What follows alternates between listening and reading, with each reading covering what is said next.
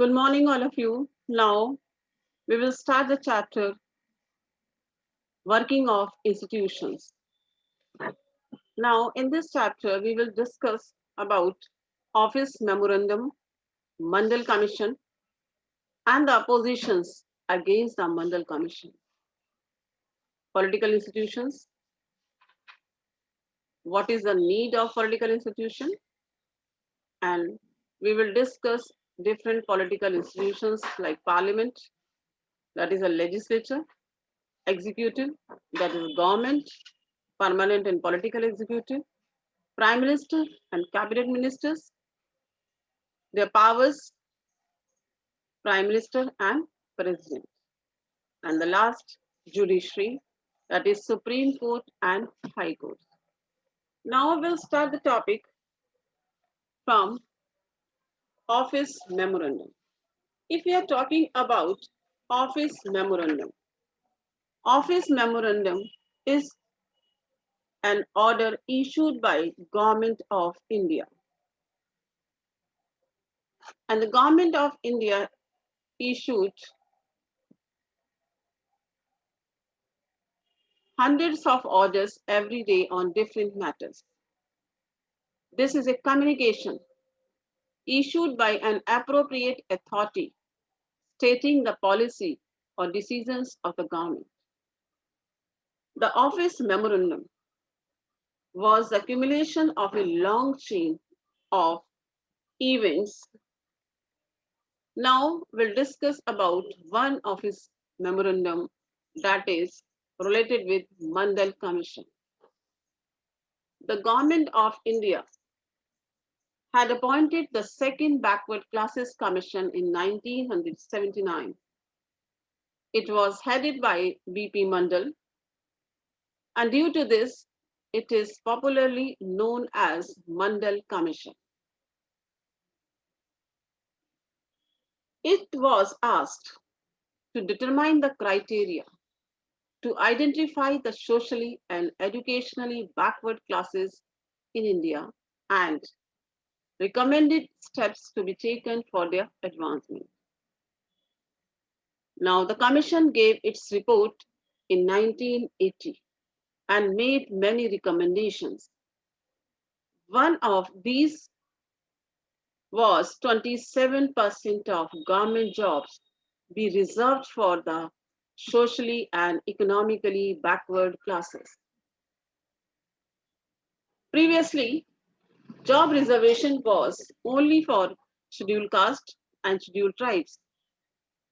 Now, benefits of job reservation extended from scheduled caste to scheduled tribes to a third category called SEBC, introduced. Now, the report and recommendation was discussed in the parliament also.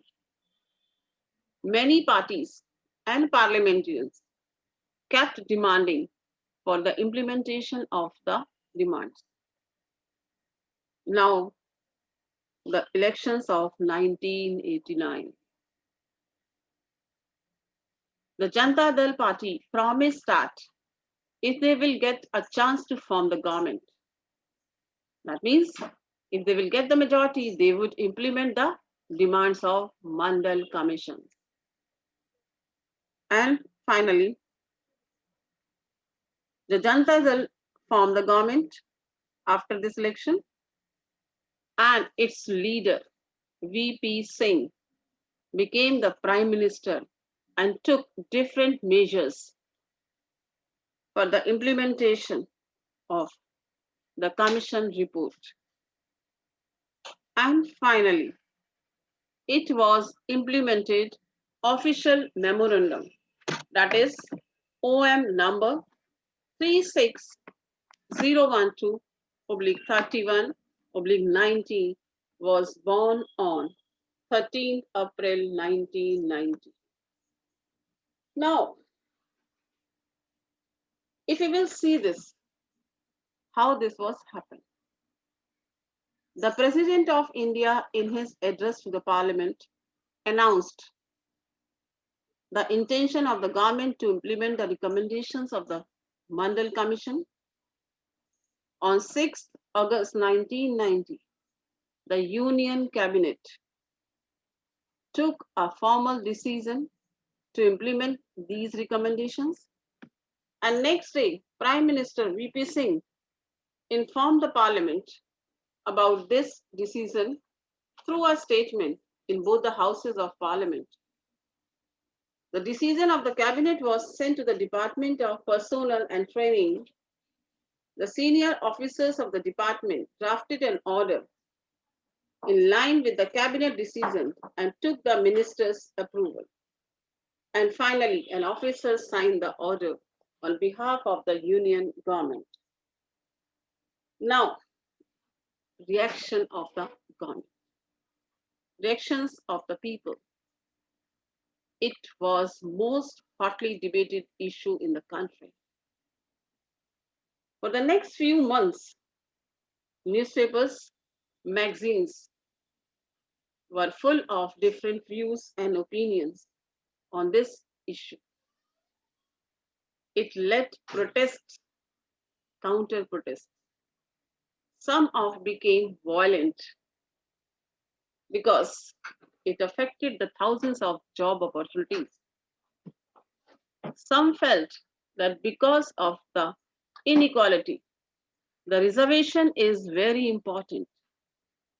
Through this, those communities can reach at the top of the society, but others felt that it would make inequality in opportunity. They would be denied jobs even though they could be more qualified. Some of them considered that it would make hamper in national unity. Some persons and associations opposed this and filed the cases in the courts. The Supreme Court of India bunched all these cases together. And this case was known as Indira Sahani and others versus Union of India case. 11 judges of Supreme Court heard the arguments of both sides, and by a majority, the judges in 1992 declared that this order of the government was valid and asked the government to modify its original order. Now, it's said that well-to-do person from the backward classes should be excluded from getting reservation. Accordingly, the Department of Personnel Training issued another office memorandum on 8 September 1993. The dispute came to an end, and this policy has been followed since then. Now, through these case studies, we discussed various institutions involved to make a decision. Now we will discuss about what do you mean by political institutions? Why do we need political institutions?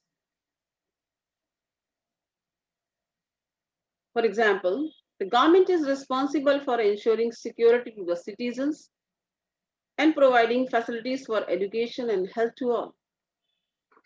Government collect taxes, spend some money raised on administration, defense, and development programs. Some persons have to take decisions on how to go about these activities. Some implement these decisions, and if disputes, as we have discussed in this case also, then in that case, we are having a court also, judiciary also. In India, the political institutions are arranging and carrying all the tasks of the country. In modern democracy, these arrangements are known as institutions. Working with institutions are not easy. It has lots of rules and regulations. This can bind the hands of the leaders because they have to act according to the guidelines, norms. Institutions involve meetings, committees, and routines, and sometimes often leads to delay and complications. But some of the delays and complications are very useful because they provide an opportunity for a wider set of people to be consulted in any decisions. So, institutions make it difficult to have a good decisions taken very quickly, but they also made it equally difficult to rush through a bad decision. That's why democratic government insists on institutions